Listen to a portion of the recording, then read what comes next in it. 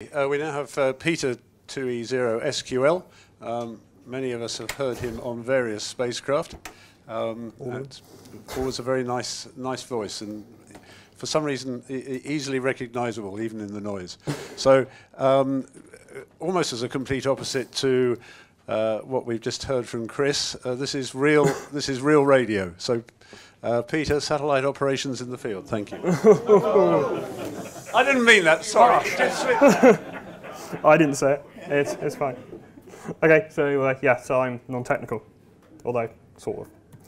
So I've been licensed in 2002, originally M3 PHP, later became 2E0SQL, as you can probably guess. I make websites for a living, and hence the call signs. I've been on satellites for 5 years. I didn't go through the buying the elk or the arrow. I just spent £2 and bought the automated stuff one night because I had the cash.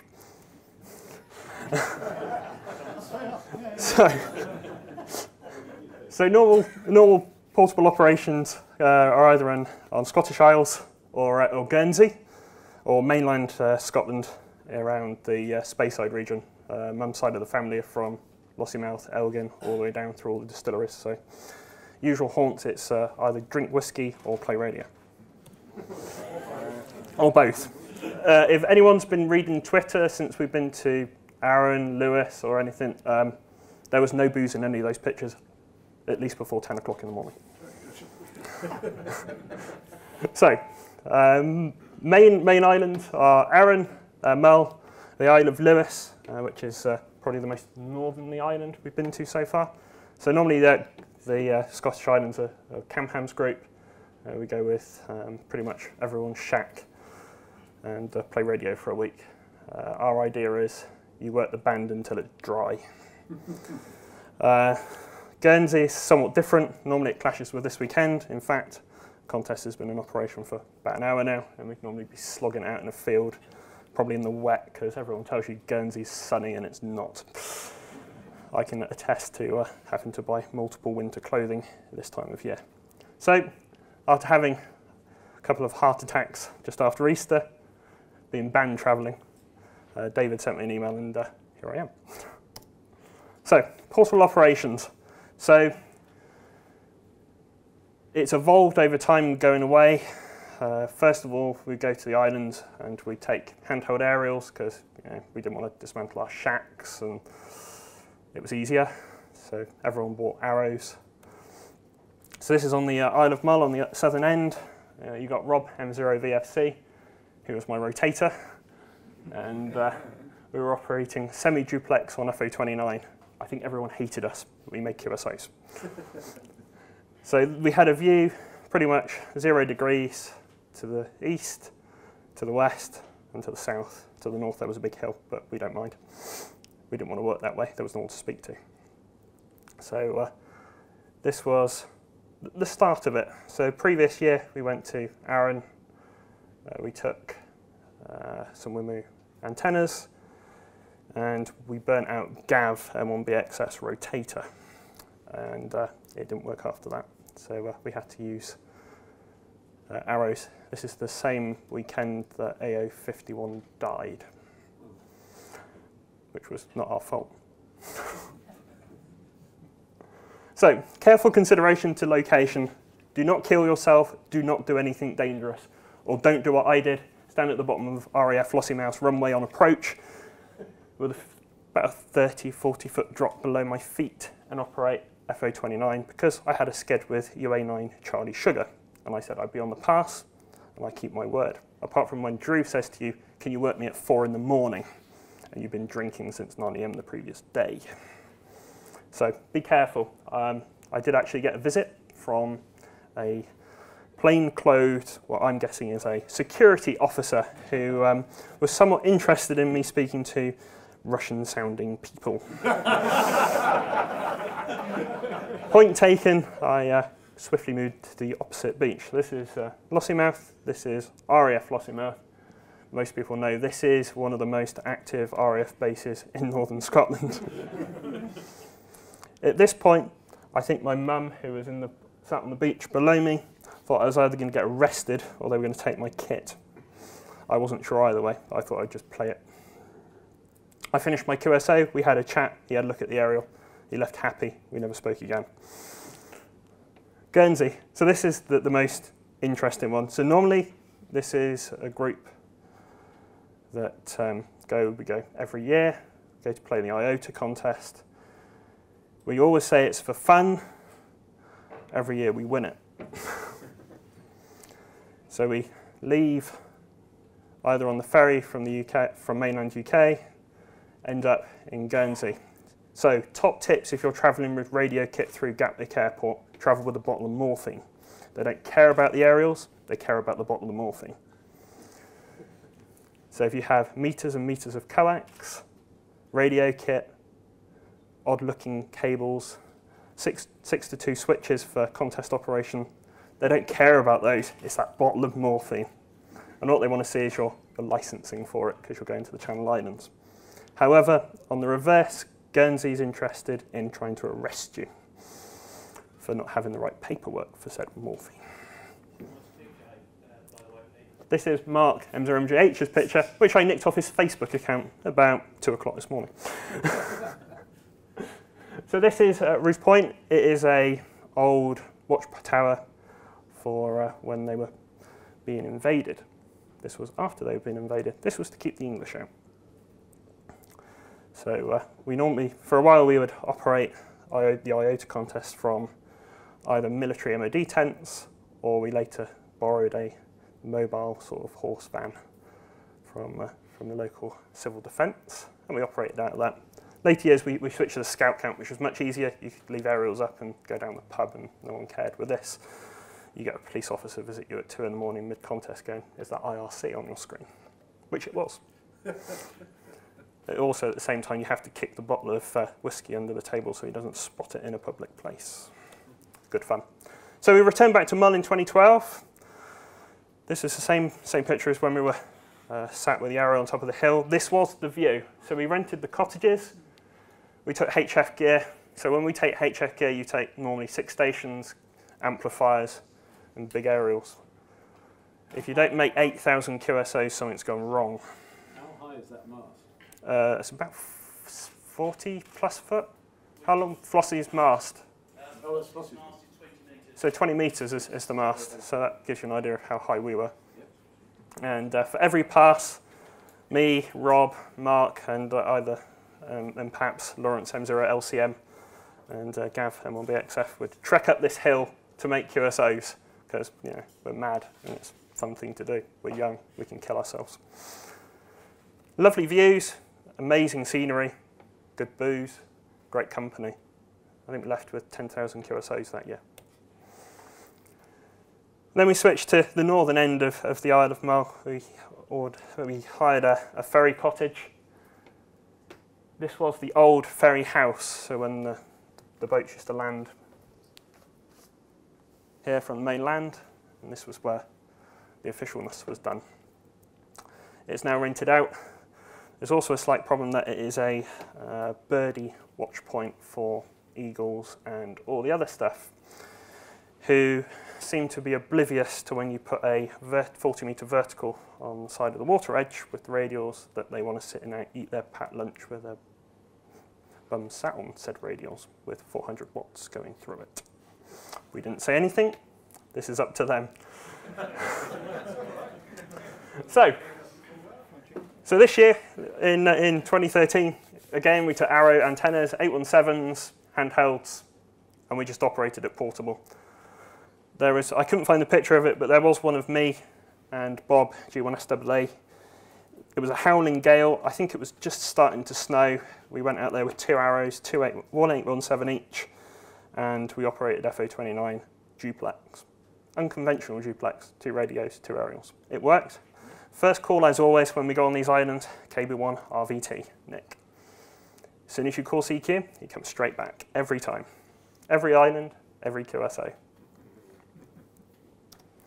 So, equipment. Try and keep it duplex. You see lots and lots and lots of people say otherwise, or mixed reviews. Drew, AMSAT, news group. Oops. It's always a topic of conversation. So 2 817s, 2 handhelds, both handhelds for FM satellites, 15 quid a pop. I keep one. I used to take one out cycling.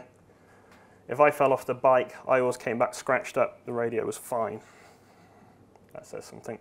Although I wouldn't recommend it with a VX8. I don't think it would come back such good nick. Lightweight antennas. These passes are 10 minutes. If you've made a homebrew aerial out of a long piece of wood, you've got to hold it for 10 minutes. It hurts mid-pass. We've all done it. I see loads of reports from people. It hurts. So we normally stick to arrows. A couple of the guys from Cambridge have been trying elks. I will apologise to Bob after dropping his elk while we were waiting for the ferry to Arran at the port. It was too front heavy for me. My bones were too weak on my arms and the aerial hit the deck. I am sorry, Bob. It survived, it's fine. You can't paper log and work the satellite using handheld equipment at the same time. I've tried it. It doesn't work, unless you can find someone to log for you. But even then, there's errors. Record the pass. Tape recorders are cheap. Use your phone, cables. It's easy to do. Play it back. You've got QSO recordings for checking back when someone says you worked them and you maybe not have, or you maybe did and you got the call sign wrong. So QSO numbers using handheld aerials vary widely. Some trips we'd work 10. Some trips we'd work 50. I think one trip we worked 100. On Guernsey, it was always the low numbers, standing out in the middle of a field in the rain with an 817 and an arrow, knowing that you're killing your radio is not a nice feeling. So I think I made about 10 QSOs over all the trips to Guernsey, which is a shame, but it happens. Issues. Batteries run out. You can charge them as much as you want, but that charged battery will say to you it's dead even when you've told it it's charged. 817 batteries are cheap. Handheld batteries are cheap compared to the radio. Take spares. Laptop recorder batteries for digital recorders. They're normally AAAs or they're built in now. On a cold day, that battery goes flat. Even brand new ones. Even that expensive Duracell battery will go flat when it's cold. Take spares. And the worst, but not least, if you use SO50, you will forget to turn CTCSS on at least once, probably twice. If it was AO27 in the early days, there was numerous times that I tried to operate it and I was on the wrong satellite, let alone the wrong frequency. So take spares of everything if you can, because things go wrong. They always do. So your handheld, your satellite QSOs, the main majority of people seem to use SO50. There seems to be some sort of weird one over AO85, like Drew said, just rotate your aerial 90 degrees if you're using an arrow or using elk and use a bit more power. FO29 is easy to operate semi-duplex, better to operate it duplex, but it can be done. I've always had issues with AO7 doing it semi-duplex. Lots of people have had complete success. I've done AO73 semi-duplex. It's fun. I apologise to whoever I've upset in the process of doing it while we've been away. But it was fun. New ones are XW2A, C and F. They are loud. What anyone says to you, they are loud. And make use of them. They seem to be very underutilised in Europe, which is a shame. I left out Lilac Sat because I didn't want to upset anyone. But I don't think they're here. But I have used it. Sorry, Mike. I'm in your screenshots. So, as much as we want to do all this handheld aerials, sometimes you just have to say, I don't want to stand out in the rain anymore. This is Scotland and it's cold. You either get eaten alive by the midges, you get wet, you get snowed on, and it's miserable. So, we started taking Bob G1SAA's portable home satellite kit, which he never actually put up at home. He kept in a box. So this is the Isle of Arran this year. That view looking out across the water is the States. So when we started going automated, we took the typical thing. ICOM 910, SSB electronic preamps, WMU-X quads, polarization switching, which was actually custom made based on the circuit diagram we found on G6LVB's website. It works fine.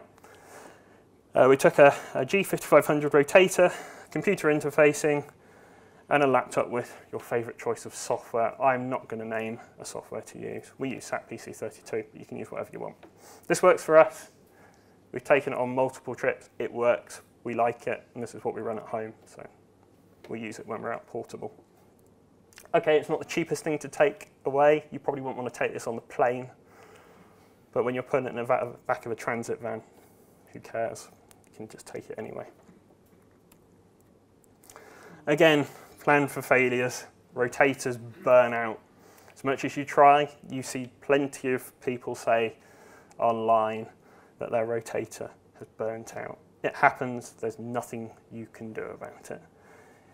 If you're 500 miles away from home, you can't call up Water and Stanton, Martin Lynch and Son, or anyone like that and go, can you fix it and get it back to me tomorrow? Because they sort of go, meh. So the biggest one we find is when we go on these trips, we're on HF to 77s high power. HF RF gets in everywhere. VHF RF gets everywhere. Runs of coax can go into the meters.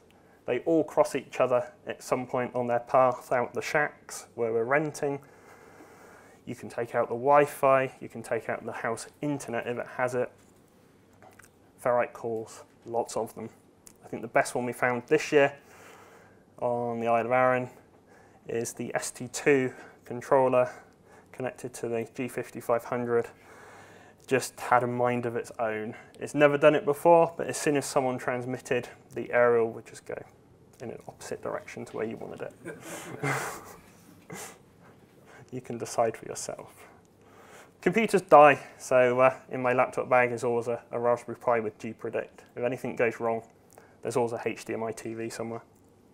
You can plug it into it. You're back on the air. It's sorted. So, this was the Isle of Lewis in 2014, probably the most amazing place you can go to operate satellites. You could operate from horizon to horizon in all directions. I could work the states as soon as the footpath touched where it should be. As soon as I was at -1, -2, I could work the US. And multiple times when I'm on Lewis, I could work Drew, and Drew would say, I'm X, and I go, are you sure I'm calling? And he would come back straight away, and we'd finish the contact. And it worked every time. The only downside of the Isle of Lewis is the weather is bad. Gale force winds, rain, and everything in between. Nothing broke. We still operated during all the high winds, but you've got to be aware of it. Again, same kit inside. We didn't have the polarization switches for that trip. We just used it without. It seemed to work okay. We set the aerials to right-hand circular polarization for up and down. It was a risk. We took it. It was fine.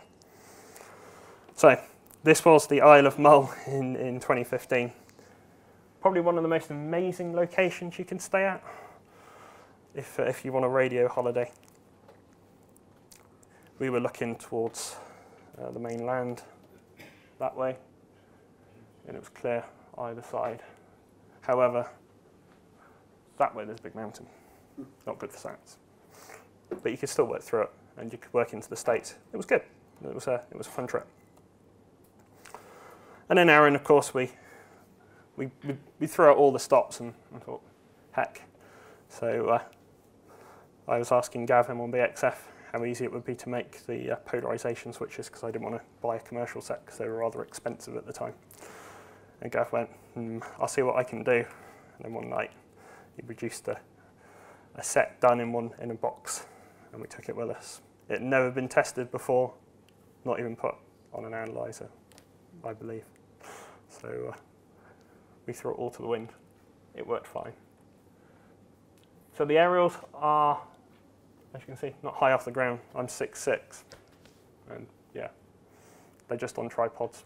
We didn't take big masts for sat aerials. Didn't make much difference.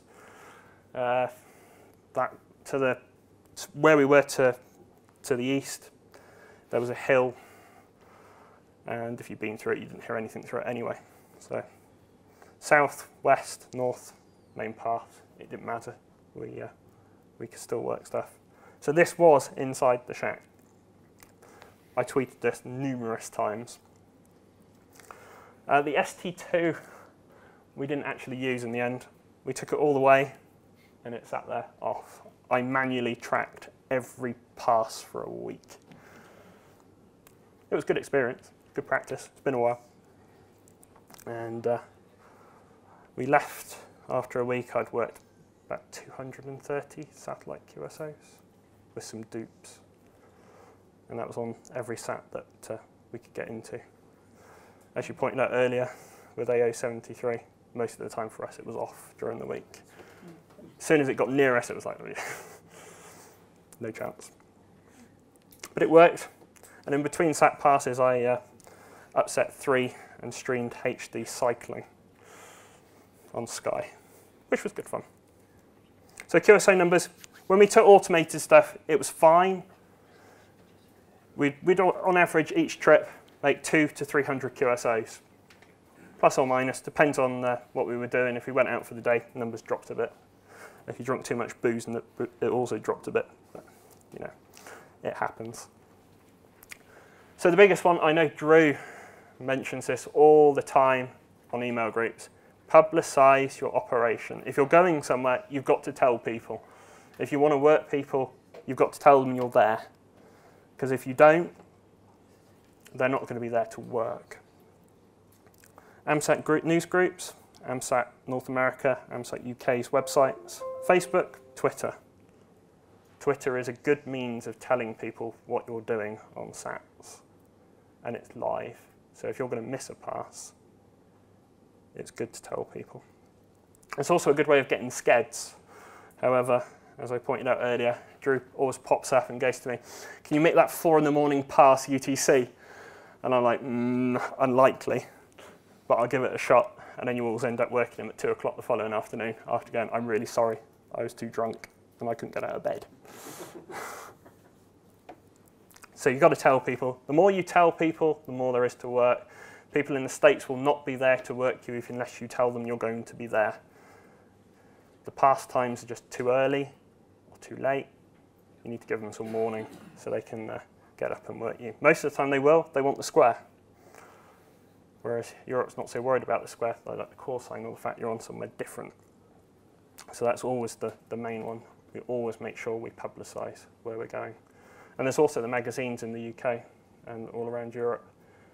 You can always write to them, or they pick it up off of the AMSAT website, or Southgate. I think whatever ends up on AMSAT's news ends up on Southgate, which is always a bonus.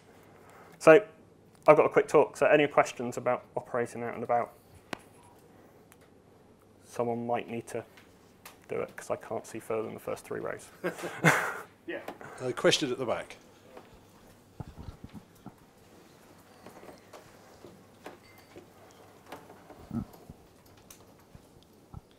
Did you ever think of going to some of the other smaller Channel Islands, for example, the Minkies, which is the southernmost part of the UK, just south of Jersey? So we haven't considered it yet. Logistically, it's quite hard. I've got friends who've been to the Minkies for doing IOTA, and you've basically got to go there with your own logistics plan in place. If anything goes wrong, you're looking at a hefty bill to get yourself off the island. So far, we sort of avoided it.